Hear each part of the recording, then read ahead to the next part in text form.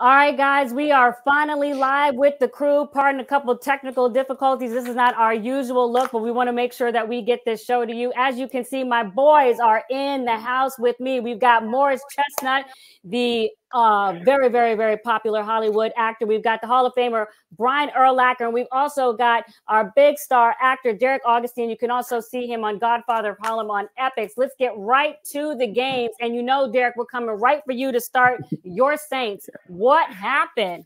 What happened was offense choked in the first half, and second half, bad offensive play calling and defense starts to break down, and you get disaster and get beaten by the 0-3 Giants. So that's what happens, and it's okay. We'll take the L happily, and some stuff we have. Yeah, we'll take it because you know what? It's gonna make us better. I'm glad this happened to us now than us making a late run to get into the playoffs, and we start to break down. I think what we need to do is focus on basically Sean Payton needs to get more comfortable with Jameis Winston throwing the ball. That's what this boils down to, because on key 3rd and 2s, 4th down plays, you give them to Taysom Hill, and defenses have picked up on that, and they're taking them out the question. So once we discover Jameis's superpower, which is throwing the ball. I mean, last season he threw for 5,000 yards. Yes, he was 30 for 30. I know that's the thing, but I think under Sean Payton, and like I said before, under Drew Brees, he learned not to make those certain amount of turnovers. So you gotta let him air it out, Sean Payton. I know you're cognizant of his turnovers, but you gotta let him play ball. So, Brian, you said you were waiting to hear from Deric Augustine all day. Something you want to say? No, I was right with the Saints today too. I thought it'd be a smackdown for the 0-3 Giants coming to New Orleans to play the big bad Saints, and they got busted. You know, I caught the game a little bit. It was like you said, it was the offense for the Saints is just terrible. You know, I think Kamara had a good game, 100-something yards. I don't think he can have too many touches. If I'm the head coach, that guy's going to touch it either in screens, draws, he's going to get the ball somehow. And I think he doesn't trust Jameis to throw the football. There's no doubt he's trying to protect him. But I do agree with you. You got to let him wing it. You know, he can throw the football. We've seen that 2 years ago in Tampa. His last year there, he threw the football pretty well. So having said all that, their defense sucked. The second half, they got ran through. They got ran through, man. That's all there is to it. Mm-hmm. Blame it on the coaches, blame it on whatever. They got ran through. You know, Daniel Jones made some plays in the passing game. Now Saquon scored the winning touchdown, and they were down 11 points in the fourth quarter. That should be a win every time if you're a defensive football team, which I believe the Saints think they are. Yeah, and I have to say, I'm actually not surprised. Wow. You know, quite frankly, this is you coming back. This is you coming back from last week, because we gave you the business with your Eagles. They've struggled. The Saints offense has struggled this entire year. Even the first game, I don't know what, it was a little bit smoke and mirrors. I mean, Jameis had a lot of touchdowns, but he didn't have a lot of yardage. The offense hasn't clicked the entire year. So, you know, they were right for the picking. You had a team desperate for a win, and you had the Saints coming back home after a big win in New England on the road. So, you know, I kind of felt it would be a tight game. I didn't think the Saints would lose, but I felt it would be a tight game. Well, Josina, I think once MT comes back, and once Traquan Smith comes back, and our starting center comes back, and once we figure out our rookie cornerback situation with Paulson Adebo, once we get him right, I think that this team will be a totally different team. We just have to wait and get through the bye week, and I'm sure we're gonna get this thing settled. Wow, it's a whole different energy. Yeah, and once they catch Bigfoot. And then once we all go up in the space shuttle and we live on Mars for a couple days, we'll be back and everything. Be good. Our starting wide receiver is out. He hasn't played in 2 years. Our second wide receiver is out. He's always been out with a hamstring injury. We're playing with undrafted receivers. Morris. They're in the NFL, but they're getting paid. Hey, what was the coaching injury report this week, Morris? Did you see it? Exactly. I got to look at the coaching injury report to see what was on the Saints. Make sure no one popped up on that one. Yeah. Right. It's funny because for every other team, it's interesting when sometimes when people's teams lose, Every other team has all of their players and everybody's healthy except for your team, right? There's no other team with any other injuries except for your team. Let me say the Giants this. had injuries. They did. As a former player, after week 1, unless you're a kicker or a quarterback, nobody's healthy. After week 1, everyone is banged up. Unless you're a kicker or a quarterback can't get hit anymore. You're not healthy. That's just the way it goes now. All right, guys, let's go ahead and move on to Morris's Eagles, who lost. Let's do that. Lost today to the Chiefs 42. Yeah. Wait, wait, don't come with the salt. Can I some points though? Oh, can I get the score out? Sorry. Lost 42-30. Morris, do you want to go? Yeah, go ahead. I'm sorry. See, that's a lot of points. Right. So our trainer was on the injured reserve list. He couldn't make it to the game. No, the bottom line is bad taped ankles. Exactly. We were overmatched. I knew it was going to be a tough game coming in. I held out a little hope. I hope that our defense would be able to bounce back a little bit after that drubbing that we took in Dallas. In the past, we had Jim Johnson, we had Jim Washburn. We normally would bounce back after games like that. This our current defensive coordinator. He's a little green, and I think he's still trying to find his way. But we were just, we were overmatched. The Chiefs, they needed a win. They needed to win bad. They were a great team. They came in focused, and a great team beat a team that's not playing well right now, and that's what happens. It's tough coming off a Monday night game as well. It's one less day of preparation, one less day for everybody to prepare. It didn't affect Dallas this week, but they got a great team, so it's a little different. They don't have any guys hurt. The trainers are all healthy. The coaches are all healthy. Trainers were all healthy. And the coaches were I didn't anybody hurt last Monday. Anyway, the Chiefs are good, man. I'm not surprised, but the offense for the Eagles is good. I like Jalen Hurts. I like how he throws the ball so much better than people give him credit for. I like how he handles the football. Just they didn't get it done today. But and listen to that, Morris. Brian giving Jalen Hurts props. That's very interesting, Morris. Listen. I'm not going to say a couple things, but I'm just Jalen is still young. He's still developing. There were a couple of plays today that I'm sure he'd like to have back. There was on our first drive, we had a wide open tight end in the end zone. He missed them. I knew he was going to come back. We had to kick a field goal. Then on another play, we had a touchdown and he missed them. He's still learning. He's still being, he's learning to get better, more accurate. And we'll see what happens. We'll see what happens with Jalen. Okay, so none of you picked the Jets today. None of you. No. And you know what happened? They won. They got their first victory in overtime, just like the New York Giants over somebody's team that will just keep silent right now.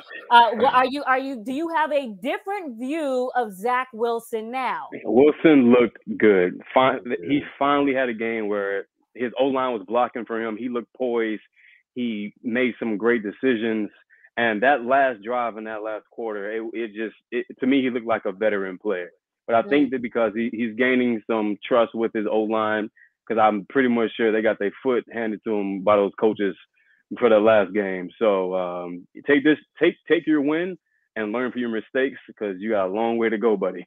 I think you said a good thing about him being poised. He did show up there late in the game, and they were down, I think, 17-10. They were half the fourth quarter, and they scored 2 touchdowns late in the game.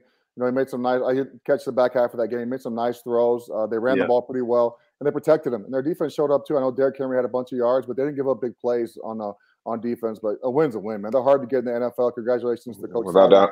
His first win, and also Zach Wilson's first win is pretty awesome for them. Yeah. And how about that last second miss on the field goal? By the Titans. I mean, it wasn't. I've seen that happen to the Vikings. I've seen that happen to the Seahawks, and it wasn't even that far. And man, just wide left. It happens. Kicking's hard. I can't even imagine trying to kick a field goal. 10 yards. Right. A lot of pressure. I know they get paid to do it, but damn, I can't imagine trying to do what they do for a living. That's a lot of pressure. Yeah. I feel for them, but they also piss me off when they miss when I need them to make it. Well, right. Okay. Well, you know what? There's a huge game getting ready to start. It is Bill Belichick versus Tom Brady, if you even want to build it like that. The Bucs are in town at Foxborough. First of all, what do you think is happening in this pregame? But we're not even able to watch it right now. Brian, do you even think Tom Brady will shake Bill Belichick's hand? For sure. He has to. They were together, what, 17, 16 years, whatever it was. Mm-hmm. I'm sure there's a lot of mutual respect there, no matter what the media, what the public is thinking. There's a lot of respect. They've benefited from each other's careers greatly. Each of them have. So I'm sure there's a lot of mutual respect there. They're both classy guys. I guarantee you, if they may not get it on TV, but there was some conversations going on before the game or yesterday or whenever it was. Mm-hmm. And then Morris, what do you think about the fact that Richard Sherman is set to start, actually coming over to the Bucs last second, but they are without tight end Rob Gronkowski? Yeah, two things. I think, listen, in terms of Belichick and Brady, I mean, they did a lot of great things together. They've done some unprecedented things together in the NFL. So I'm sure there'll be a nice little reunion. Richard Sherman being thrown into fire. I read something, I think it was a quote by him this past week saying that he needs about a week and a half or so to get closer to being ready. So getting thrown into the fire, I think luckily they are playing a rookie. Although I like what I've seen from Mac Jones. I mean, he gets the ball out quick. He makes the right reads. Most of the time when he throws the ball, he's throwing it to people who are one-on-one. He's not throwing it into coverage. I like what I'm seeing from him. It's going to be interesting.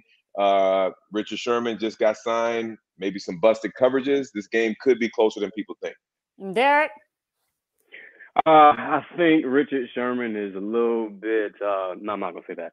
I think. This is live television, Derek. No more tapings.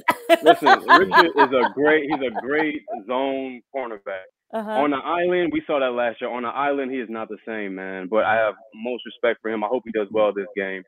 Tampa Bay is gonna slaughter this team. I am so sorry. Mac Jones. I mean, you're a rookie quarterback. You're making some great throws, like Morris said, but this defense for the Tampa Bay is some dogs. The front seven is some dogs, man. Okay, but you did see what happened versus the Rams. The Bucs are coming off a loss.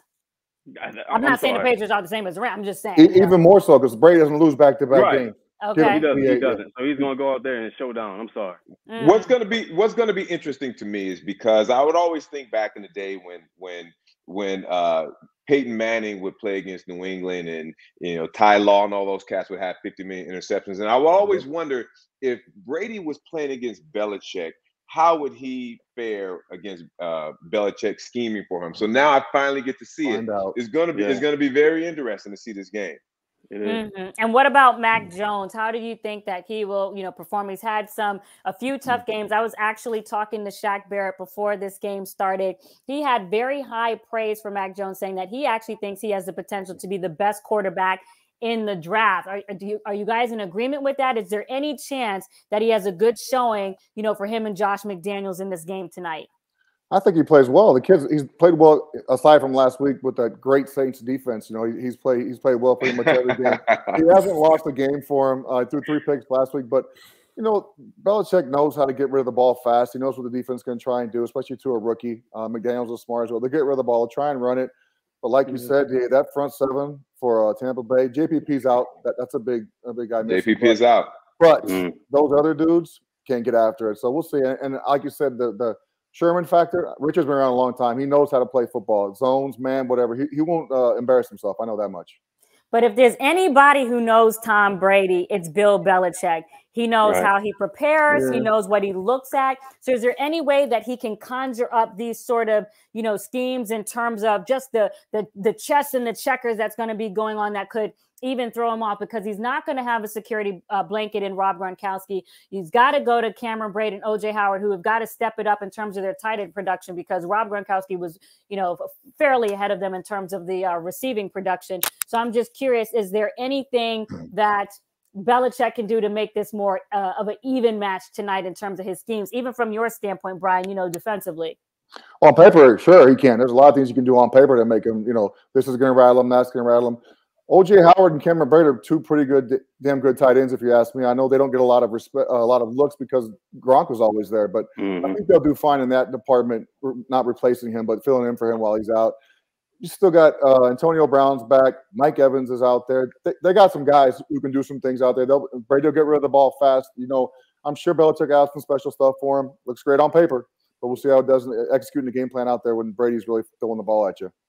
And real quick, too, before we sign off, was there any other results out there that happened today that you guys were particularly surprised by, blown away by, other than your respective teams not doing well, Morris and Deric? I mean, I don't even know, Brian. Should we even just call the Dallas Cowboys your team for the rest of the season? Is that who we should assign to you? That's my favorite team. You know, I grew up a Cowboys fan, grew up in New Mexico, and it's great to be a Cowboys fan right now. They're playing some good football. It is. Yeah, Cowboys are playing football. You talk about football. Go ahead, you talk both sides of football, but you talk about surprising wins. I think Arizona going into LA, I think that was a very impressive win, and it's very eye-opening to dominate them the way they did today. Watch out for Arizona, and they got weapons galore on that team. Yeah, they do. And here's the thing, that because I was talking to a Cardinals source this morning and just, trying to get what their mindset was defensively. And this is what they told me. I actually said this on CBS this morning. They said that we're not trying to get after a bunch of sacks. What we're trying to do is have tight coverage. If we can take away his receivers, then that's what we're trying to do. It's not about having Revis Island. Matter of fact, he said it's not about being Lawrence Taylor and coming after a whole bunch of sacks. He said that the best pass rush is pass coverage. Brian, do you agree with that? I always like getting sacks personally. I think it's great to cover guys and not leave guys wide open. But if you get pressure on the quarterback, it's always going to disrupt things, especially up the middle. JJ Watt and Chandler Jones have been beasts all season long. Their secondary played great today, obviously, and they get takeaways. They got a couple nice takeaways today in the game, and that damn offense is good. Kyler Murray just at 3rd and 18, he ran for a first down. I know he's fast, but man, he just keeps making the right plays. Doesn't make electrifying with the football. Yeah, he's fun to watch. Mm-hmm. Well, and how about, you mentioned JJ Watt real quick. I'll just say that the other thing that the source said was that they wanted to give him kudos because when he was in Houston, I believe he was playing in a 4-3 system, came over to a 34. So he had to move on the inside. And they said the fact that he came in there not trying to, be about the Watt way and embrace the Cardinals way has had a very strong impact on the young players there too. So shout out to JJ Watt and how all of those guys are playing together. Chandler Jones, even Jordan Hicks, who thought he was going to lose his position to the rookie, and now they're calling him the brains of the defense, so to speak. So everything's kind of coming together with a good mixture of youth and veteran play. Oh, that was just so eloquent. Y'all silent. No.